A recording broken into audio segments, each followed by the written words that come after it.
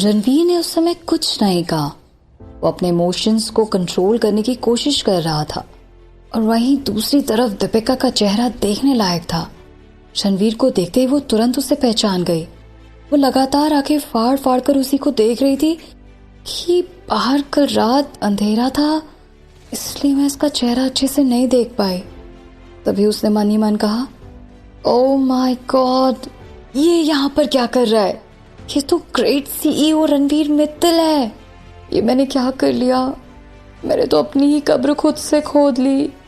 काश 7 साल पहले मैंने उनका नाम पूछ लिया होता। दीपिका का दिल अब तेजी से धड़क रहा था। उसने खुद को सांत्वना देते हुए अपने आप से कहा कि तुझे जाने की कोई जरूरत नहीं है। ये मेरा घर है, इसलिए यहाँ पर कोई मेरा कुछ नहीं बिगाड़ सकता। वहीं पास में खड़ा रोहन कभी अपने भैया को तो कभी दीपिका की तरफ देखे। वो दोनों के चेहरे के एक्सप्रेशंस को समझ ही नहीं पा रहा था। वो मन ही मन सोचने लगा, भैया ऐसे अजीब से दीपिका को क्यों देख रहे हैं? उनकी आंखों में गुस्सा क्यों नजर आ रहा है? रोहन एक तो पहले से ही अपने भाई से डरा था, इसलिए वो नहीं चाहता था कि कोई और ऐसी बात हो जिससे उसका मूड खराब हो जाए। इन्हीं सब टेंशन्स के बीच दीपिका ने कहा, मैं कमलनाथ अंकल से कह दूंगी कि वो नाश्ता यहीं पर लेकर आ जाए। ऐसे कहकर दीपिका तुरंत रूम से बाहर चली गई। दीपिका के जाते ही रणवीर एक बार फिर रोहन को घूरने लगा तो रोहन ने मुस्कुराते हुए कहा, भैया अगर आपका यहाँ पर रहने का मन नहीं है तो मेरे पास एक और आइडिया है। इससे पहले कि रोहन कुछ और कहता, रणवीर ने बीच में ही कह दिया, नहीं, मैं यहीं पर ही रुकूंगा। ये सुनकर रोहन सोचने लगा कि दाल में जरूर कुछ काला है। भैया और दीपिका के बीच में ना जरूर कोई बात है।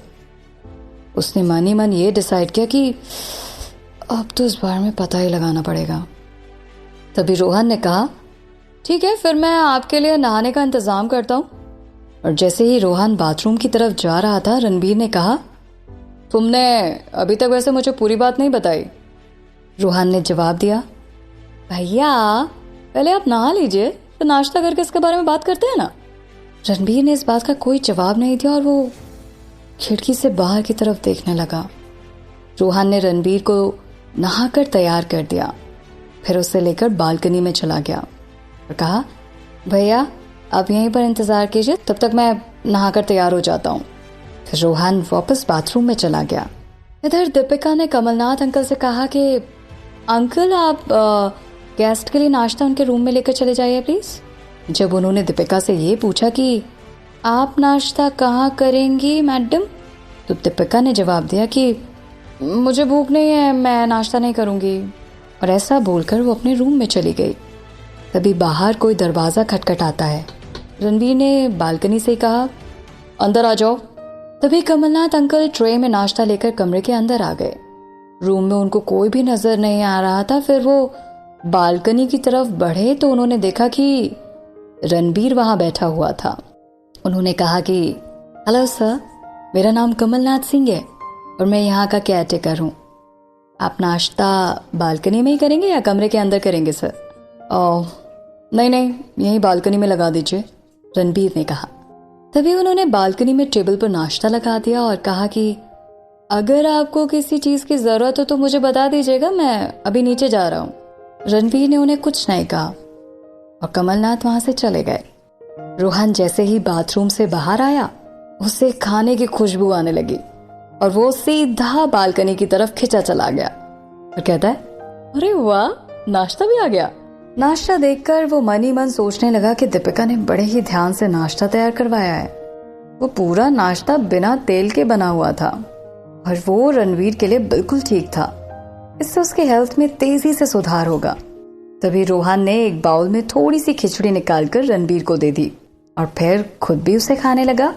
इधर दीपिका अपने बिस्तर पर बैठकर रणवीर के बारे में सोच रही थी और खुद से कह रही थी, पता नहीं यार अब यहाँ पर क्या होने वाला है, ये यहाँ पर क्यों आ गया है। I hate him so much. मैंने अपना प्रोडक्ट इतने अच्छे से तैयार किया था, पर उस रात इसने मुझे धोखा दिया, मेरे पर भरोसा नहीं किया। उसकी वजह से मुझे कितनी परेशानी झेलनी पड़ी वो बस मैं ही जानती हूँ। ये आदमी किसी राक्षस से कम नहीं है। मैंने तो उसका हीरा चुराया भी नहीं, मुझे तो ये भी नहीं पता कि वो है कहाँ पर। ये सब सोचते सोचते दीपिका को अचानक से नींद आ गई।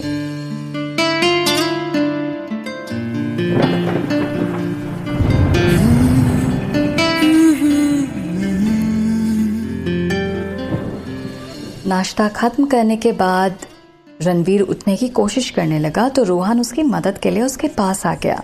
रणवीर ने चिल्लाते हुए कहा, हर बार मेरी मदद मत किया करो, मैं कोई लंगड़ा लूला नहीं हूं। रणवीर अपनी व्हीलचेयर के साथ बेड के पास चला गया, फिर वो धीरे धीरे करके बेड पर लेट गया। रोहन आकर उसी के पास बैठ गया और कहा, भैया जो स्टोरी मुझे पता है वो मैं आपको बताता हूँ। ये सुनकर रणवीर रोहन की तरफ देखने लगा। रोहन ने कहा, जब पापा ने आपको हॉस्पिटल में देखा था तो उन्होंने मुझसे कहा था कि मैं आपके साथ हमेशा रहूं। फिर पापा ने सबको बोला कि ये पता लगा है कि हमला किसने किया है। तभी रणवीर ने कहा, रुको रुको, ये सब तो मुझे पता है, तुम सीधे मुद्दे की बात बताओ कि मैं यहाँ पर कैसे आया। रोहन ने कहा, ठीक है भाई, वो एक दिन पापा ने मुझे कॉल किया और कहा कि उनको आपके स्टडी रूम का पासवर्ड चाहिए था। मेरे पास कोई चॉइस नहीं बची थी, इसलिए मैंने उन्हें आपके स्टडी रूम का पासवर्ड दे दिया। वहीं पर उन्होंने उस लड़की की शायद फ़ोटो देखी थी। रणवीर के चेहरे पर गुस्सा साफ साफ दिखाई दे रहा था। देखकर रोहन डर गया और अपनी कुर्सी थोड़ी और पीछे कर ली। उसने फिर कहा, पापा ने मुझे उस लड़की की फ़ोटो मैसेज की और पूछा कि मैंने इस लड़की को कहीं देखा है क्या। मैं उस समय आपके साथ बिजी था, इसलिए मैंने इस बात पर ज़्यादा ध्यान नहीं दिया। रोहन अपनी कहानी बता ही रहा था कि तभी रणवीर ने टेबल लैंप उठाया और ज़ोर से रोहन की तरफ फेंक दिया। वो तो रोहन चौकन्ना था, शायद इसलिए उसे चोट नहीं लगी। तभी रणवीर ने कहा, रोहन मुझे ये बताओ कि मैं यहाँ पर कैसे आया, मुझे कोई और कहानी नहीं सुननी है। रोहन ने जवाब दिया, भाई वो जिस रात आप यहाँ पर आए थे डॉक्टर ने आपको नशे का इंजेक्शन दिया था। पापा ने इस लड़की को ढूंढा था और वही आपको यहाँ पर लेकर आए हैं। अचानक कमरे में सन्नाटा पसर गया, कोई कुछ नहीं बोला। तभी रोहन ने रणवीर को कल के कॉन्ट्रैक्ट के बारे में बताया जिस पर दीपिका ने साइन किया था। इतनी देर बोलने के बाद रोहन को जोर से प्यास लगी, उससे बर्दाश्त नहीं हुआ तो उठकर वो पानी पीने चला गया। फिर चुपचाप आकर उसी कुर्सी पर बैठ गया। थोड़ी देर बाद रणवीर ने कहा, मुझे उस कॉन्ट्रैक्ट की डिटेल्स चाहिए और हाँ, मुझे दीपिका के बारे में हर एक जानकारी 1 घंटे के अंदर चाहिए। ठीक है भैया। कहते ही रोहन रणवीर के लिए दवाइयाँ लेने चला गया। उसने रणवीर को दवाई खिलाई और कहा, भैया अब आपको थोड़ा आराम कर लेना चाहिए, इससे आपके घाव जल्दी ठीक होंगे। रणवीर गुस्से में था तो उसने कहा, तुम्हें इसकी चिंता करने की ज़रूरत नहीं है, मैं बस जितना कह रहा हूँ वो करो। ठीक है भाई, रोहन ने कहा, मैं इंटेलिजेंस टीम से कांटेक्ट करता हूँ और दीपिका की डिटेल्स इकट्ठा करके आपको बताता हूँ। और ऐसा कहकर रोहन अपना लैपटॉप लेकर रूम से बाहर चला गया।